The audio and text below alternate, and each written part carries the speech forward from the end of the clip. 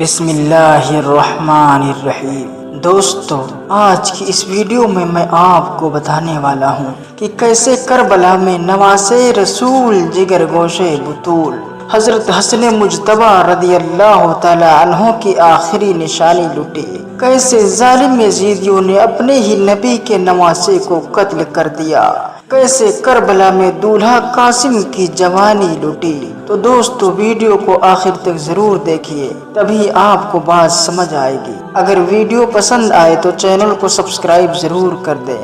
تو آئیے دوستو، ویڈیو کو شروع کرتے ہیں۔ حضرت قاسم رضی اللہ تعالی عنہ، جو حضرت حسن مجتبی رضی اللہ تعالی عنہ کے بیٹے ہیں، ان کی عمر 19 سال ہے اور ان کی شادی کا رشتہ امام علی مقام کی صاحبزادی سکینہ سے طے ہو چکا ہے۔ وہ حضرت امام علیہ السلام کی خدمت میں حاضر ہوئے اور راہ حق میں اپنی جان قربان کرنے کے لیے اجازت طلب کر رہے ہیں۔ امام نے فرمایا، بیٹا تم میرے بھائی حسن مجتبی کی آخری نشانی ہو، میں کس طرح تمہیں تیروں سے چھلنی ہونے اور تلواروں سے کٹنے کی اجازت دوں؟ اور امام علیہ السلام نے اجازت دینے سے منع کر دیا۔ تو حضرت قاسم رضی اللہ تعالی عنہ نے ایک تعویذ امام علی مقام کو دی، جو حسن مجتبی نے اپنے بیٹے حضرت قاسم کو دی تھی۔ جب امام علیہ السلام نے اس تعویذ کو کھولا تو اس میں لکھا ہوا تھا کہ اے میرے بیٹے، اگر کبھی میرے بھائی حسین پہ مصیبت آئے تو اپنی جان قربان کر دینا۔ امام علی مقام نے مجبور ہو کر حضرت قاسم کو میدان کارزار میں جانے کی اجازت دے دی۔ دشمن کے ایک سپاہی کا بیان ہے کہ جب آپ میدان جنگ میں آئے تو ایسا معلوم ہوا کہ جیسے چاند کا ایک ٹکڑا سامنے آ گیا ہو۔ شوق شہادت کے جوش میں میدان میں آ گئے اور یزیدی لشکر سے فرمایا، اے دین کے دشمنوں، جسے میرے مقابلہ میں بھیجنا ہے بھیجو۔ عمر بن سعد نے ملک شام کے ایک نامی گرامی پہلوان ارزق سے کہا، تم اس کے مقابلے میں جاؤ۔ اس نے کہا، میں ہرگز نہیں جا سکتا کہ بچے کے مقابلے میں جانا ہماری توہین ہے۔ ابن سعد نے کہا، تم اسے بچہ نہ جانو، یہ حسن کا بیٹا اور فاتح خیبر کا پوتا ہے، اس کا مقابلہ آسان نہیں ہے۔ اس نے کہا، کچھ بھی ہو، ایسے بچہ کے مقابلہ میں میں نہیں جا سکتا۔ ہاں، میرے 4 بیٹے یہاں موجود ہیں، میں ان میں سے ایک کو بھیجتا ہوں، ابھی 1 منٹ میں اس کا سر کاٹ کر لے آئے گا۔ ارزق کا بڑا بیٹا زہر میں بجھی ہوئی قیمتی تلوار چمکاتا ہوا اور بادل کی طرح گرجتا ہوا میدان میں آیا اور پہنچتے ہی حضرت قاسم پر وار کیا۔ آپ نے اس کے تلوار سے بچ کر ایسی تلوار ماری کہ وہ ایک ہی تلوار میں ڈھیر ہو گیا۔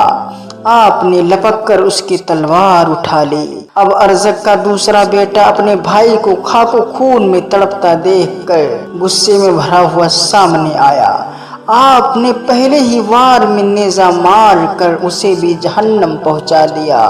اب تیسرا بھائی غیظ و غضب میں بھرا ہوا آگے بڑھا اور گالیاں بکنے لگا۔ آپ نے فرمایا، ہم گالیوں کا جواب گالیوں سے نہیں دیتے کہ یہ اہل نبوت کی شان کے خلاف ہے، البتہ ہم تجھے تیرے بھائیوں کے پاس ابھی جہنم پہنچا دیتے ہیں۔ یہ کہتے ہوئے آپ نے اسے بھی کھیرے کی طرح کاٹ کر 2 ٹکڑے کر دیا۔ اسی طرح حضرت قاسم نے ارزق کے چوتھے بیٹے کو بھی واصل جہنم کر دیا۔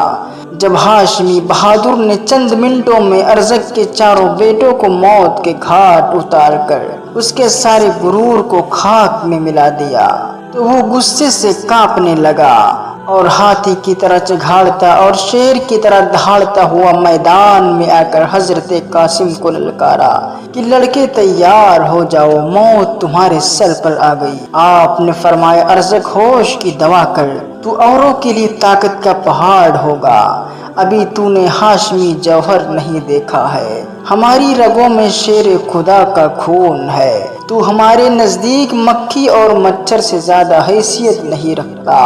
ارزق کی تانا سن کر آگ بگولا ہو گیا اور حضرت قاسم پر نیزہ سے حملہ کر دیا۔ آپ نے اس کے وار کو بیکار کر دیا۔ پھر آپ نے بھی نیزہ سے وار کیا جو کھالی گیا۔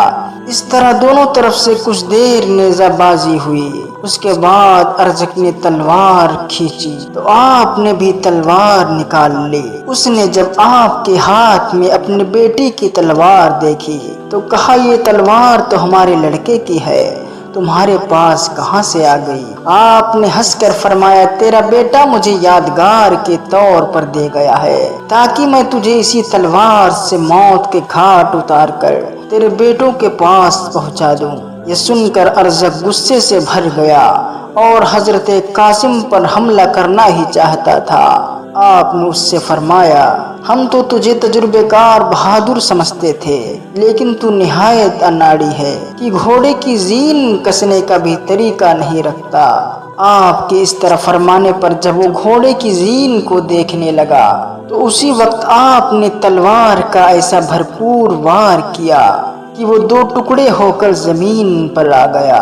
حضرت قاسم رضی اللہ تعالی عنہ ارزق کے گھوڑے پر سوار ہو گئے اور خیمے کی طرف آ کر حضرت امام کی خدمت میں عرض کیا اے چچا جان پیاس اگر ہمیں تھوڑا سا پانی پینے کو مل جائے تو ابھی ہم ان سب کو موت کے گھاٹ اتار دیں۔ امام عالی مقام نے فرمایا بیٹا تھوڑی دیر اور صبر کرو، ان قریب تم نانا جان صلی اللہ علیہ وآلہ وسلم کے مبارک ہاتھوں سے جام کوثر پی کر سیراب ہو جاؤ گے، اس کے بعد تمہیں کبھی پیاس نہیں ستائے گی۔ حضرت قاسم پھر میدان کی طرف پلٹ پڑے۔ ابن سعد نے کہا اس نوجوان نے ہماری کئی نامی گرامی جوانوں کو قتل کر دیا ہے، اب اس کے مقابلے میں تنہا نہ جاؤ، اسے چاروں طرف سے گھیر کر قتل کر دو۔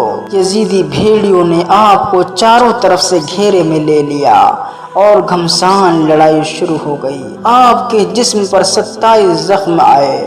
آخر میں شیس بن سعد نے آپ کے سینہ پر ایسا نیزہ مارا کہ آپ گھوڑے سے گر پڑے اور پکارا اے چچا جان میری خبر گیری فرمائیے۔ امام اپنے بھتیجے کی دردناک آواز سن کر دوڑ پڑے، دیکھا جس میں نازنین زخموں سے چور ہے۔ آپ نے ان کے سر کو گود میں لے لیا اور چہرے انور سے گرد و غبار صاف کرنے لگے۔ اتنے میں حضرت قاسم نے آنکھیں کھول دی اور اپنا سر امام پاک کی گود میں پا کر مسکرائے۔